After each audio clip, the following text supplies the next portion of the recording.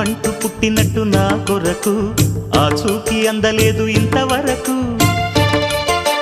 వచ్చింది గాని ఈడు ఒంటి వరకు వేధించలేదు నన్ను జంట కొరకు చూశాక ఒక్కసారి ఇంత వెలుగు నా వంక రాను అంది కంటి కునుకు ఈ అల్లరి గారడి నీ లీల అనుకోనా నీ పేరు ప్రేమ అవునా ఇవాళే నిన్ను పోల్చుకుందా